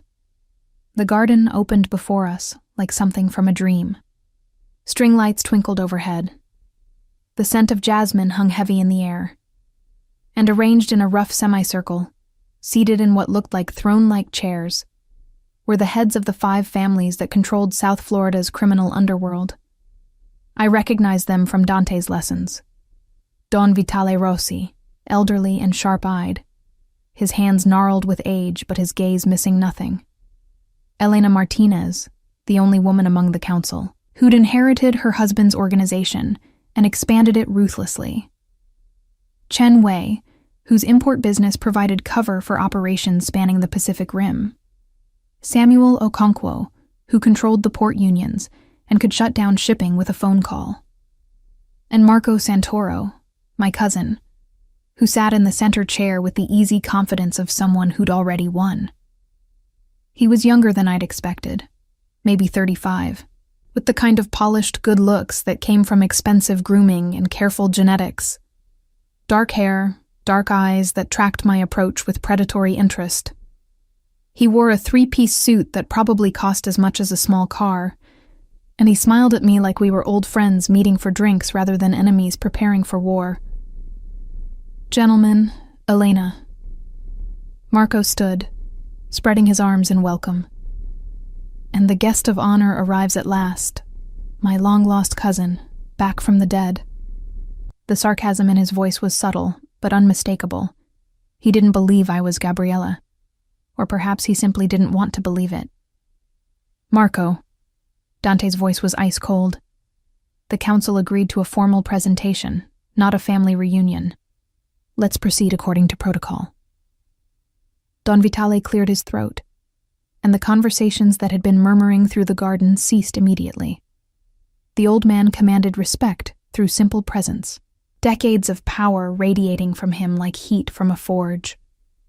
"We are gathered," he began, his voice carrying despite its age, "to determine the validity of a claim made by this young woman. She asserts that she is Gabriella Santoro, daughter of Antonio and Maria, presumed dead these 23 years. Marco Santoro disputes this claim, suggesting she is an imposter seeking to steal his rightful inheritance. I don't dispute it," Marco interjected smoothly. "I welcome it, if true. But we must be certain. Too much is at stake to accept convenient DNA tests and emotional appeals." "The DNA test was conducted by an independent laboratory," Alessandro said, stepping forward with a tablet. "I have the results here, verified by 3 separate geneticists. The probability that Maya Reed is Gabriella Santoro is 97%. "DNA can be faked," Marco countered. "Samples can be contaminated. We need more than scientific evidence. We need proof that this woman is who she claims to be." "What kind of proof?" I asked, finding my voice at last. It came out stronger than I expected, carrying across the garden with surprising authority. Marco's smile widened. "Memories. Details about the family that only Gabriella would know. Our grandmother's favorite song. The name of our childhood dog. The location of the secret garden where Gabriella and I used to play. She was 13 when she disappeared," Dante said sharply. "After a traumatic event that could easily cause memory loss. You're asking for the impossible." "I'm asking," Marco said, his gaze never leaving mine, "for proof that she's my cousin, and not some opportunist with a conveniently placed tattoo." The assembled families murmured among themselves. I could feel the moment slipping away, could see the doubt creeping into their expressions. Marco was playing this perfectly, not denying outright, not appearing unreasonable, just raising enough questions to make them hesitate. "I don't remember," I said quietly. All eyes turned to me. "I don't remember my childhood here. I don't remember my parents or this house or anything before waking up in a hospital with smoke inhalation and no memory of how I got there. The adoption agency told my parents I'd been in an accident. They never knew about the fire, about the Santoros, about any of this." "Convenient," Marco murmured. "What I do remember," I continued, my voice growing stronger, "are flashes. Images that didn't make sense until I saw this place. A fountain with a stone dolphin. It's in the north courtyard, isn't it? I saw it when we drove in.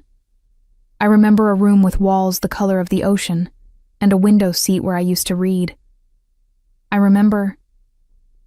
My breath caught as the memory surfaced, vivid and painful. "I remember a woman singing to me, Italian lullabies. Her voice was beautiful, and she smelled like gardenias." Elena Martinez leaned forward, her expression intent.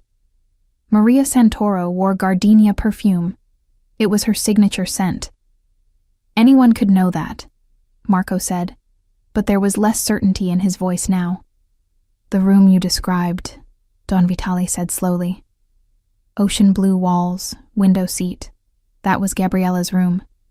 Antonio had it painted that specific shade because his daughter loved the sea. The old man's eyes were sharp on me. Where was the window seat positioned? Which direction did it face? I closed my eyes, letting the memory surface. East. It faced east, toward the sunrise. I used to wake up early and watch the light change, watch the sky turn from purple to pink to gold. Silence fell over the garden. Even Marco seemed at a loss for words. There's something else, I said, pulling the neckline of my dress aside to reveal my shoulder. I have a scar here, small, crescent-shaped. I always assumed it was from the accident that put me in the hospital. But it's not, is it? Elena stood and moved closer, examining the scar with clinical interest. When she looked up, her expression had softened. Gabriella fell from a tree when she was 9, split her shoulder on a branch on the way down. Antonio was furious with the gardener who'd left the climbing rope accessible. She turned to address the council. I was there when it happened. I remember the scar. This proves nothing, Marco insisted, but desperation had crept into his voice. Scars can be faked, memories implanted. You're all being manipulated. Enough. Don Vitale's voice cracked like a whip. We've heard sufficient evidence. The council will deliberate. The 5 family heads drew together in a tight cluster, their voices low and urgent. Dante moved closer to me, his presence a comfort as we waited for judgment. I could feel Marco's eyes on me, could sense the violence coiling beneath his polished exterior. Whatever happens, Dante murmured, we're leaving together. You're not staying in this house overnight, regardless of what they decide. What if they don't believe me? Then we fight. His hand found mine, squeezed hard. We take this public. Use the DNA evidence to challenge Marco's claim in court. It'll be messy, but the council has reached a decision. Don Vitale's voice silenced all side conversations. The old man stepped forward, his expression grave. We find the evidence compelling. The DNA, the memories, the physical proof all point to one conclusion. This woman is Gabriella Santoro, rightful heir to Antonio's estate. Relief crashed through me so intensely my knees nearly buckled. Dante's arm came around my waist, supporting me as the council members nodded their agreement. All except Marco. This is a mistake, he said, his voice tight with barely controlled fury. You're all being played. This imposter is your cousin, Elena interrupted coldly. And under the terms of Antonio's will, she now controls the Santoro organization. You will step down and relinquish all authority immediately. Marco's laugh was bitter, edged with madness. You think I'll just walk away? Hand over everything I've built to this pretender? His hand moved toward his jacket, toward what I suddenly realized was a weapon concealed there. Everything happened at once. Dante shoved me behind him. Alessandro and the security team drew their weapons with practiced precision. The other family's guards moved to create a protective barrier. And Marco pulled a gun, his expression twisted with rage. If I can't have it, he snarled, then nobody can. The shot rang out before anyone could stop him. But Marco wasn't aiming at me. He was aiming at Don Vitale, at the head of the council whose decision had sealed Marco's fate. Except he never got the chance to fire a second time. 3 shots answered his, from Alessandro, from Dante's head of security, from Elena Martinez's bodyguard. Marco fell backward, the gun clattering from his hand, blood blooming across his expensive shirt in spreading roses of crimson. The garden erupted into chaos. People screaming, guards shouting, the council members being hustled toward safety. Dante turned me away, shielding me from the sight of my cousin dying on the same ground where I'd played as a child. "Don't look," he ordered, his hands on my face, forcing me to focus on him instead of the violence. "Look at me, Maya. Just me." But I couldn't stop shaking, couldn't process what had just happened. Marco was dead. My cousin, my enemy, the man who'd sent assassins after me, dead in the space of heartbeats. "We need to leave," Alessandro said urgently. "Now, before anyone starts asking questions." Dante nodded and swept me into his arms, carrying me toward the SUV like I weighed nothing. I buried my face in his neck, letting him shield me from the chaos, from the blood, from the terrible reality of what my life had become. We were pulling away from the compound when I finally found my voice. Did I just inherit a criminal empire by default? Because my cousin tried to assassinate a council member and got himself killed? "Technically," Alessandro said from the front seat, "you inherited it the moment the council acknowledged your identity. Marco's death just simplified things." I started laughing. Couldn't help it. The absurdity of the entire situation, from accidentally texting a mafia boss to inheriting hundreds of millions because my homicidal cousin had terrible aim. It was too much. The laughter turned to tears, and Dante held me through both, his arms a fortress around my shaking body. "Take us to the island," Dante ordered Luca, "and make sure we're not followed." "What happens now?" I asked, once I'd regained some composure. "With Marco dead and me in control?" "Now," Dante said carefully, "you have choices to make, real ones, without a gun to your head or assassins chasing you. You can maintain the organization as it is, run it the way your father did. You can dismantle it, sell off the assets, walk away. Or you can try to do what Antonio wanted. Transition everything into legitimacy, use the power and resources for something better." I thought about that as we drove through the Miami night. Thought about my father, who'd wanted better for his daughter. About my mother, who'd died never knowing her child survived. About the life I could have had versus the life I'd actually lived. "I want to try," I said finally. "Not to run away or pretend none of this is real, but to actually try to make something good out of it. Use the resources to help people, to clean up the worst of what the organization does. Is that naive?" "Probably," Dante admitted, "but I'll help you try anyway." "Why?" I turned to look at him in the dim light of the SUV. "Why commit yourself to this insanity? You could walk away right now, go back to your own empire, let me figure this out on my own." His smile was soft, devastating.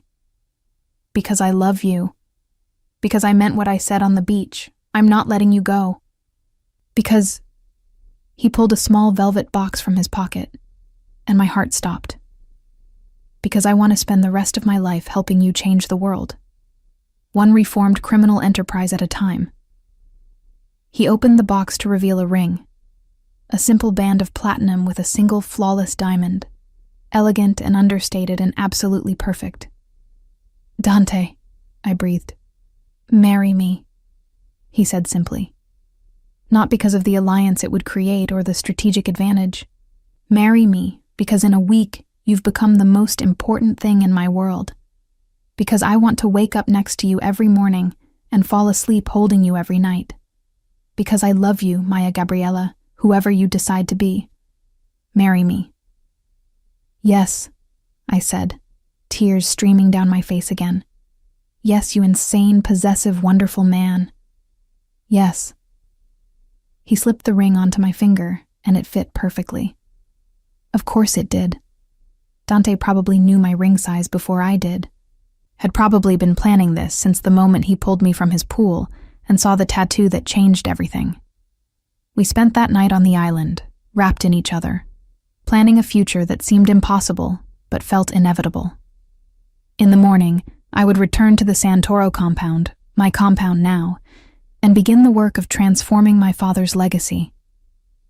I would meet with lawyers and accountants and the various people who'd answered to Marco. I would make hard decisions and face opposition, and probably make 1,000 mistakes along the way. But I wouldn't be alone. Dante would be beside me. Alessandro would provide guidance. The council, having accepted my claim, would offer support even if they didn't entirely trust my plans for reform. And somewhere, I like to think, Antonio and Maria Santoro were watching their daughter come home at last. Not the home of my childhood, perhaps, but home to herself, home to her truth, home to the family she'd chosen, rather than the one she'd lost. "What are you thinking?"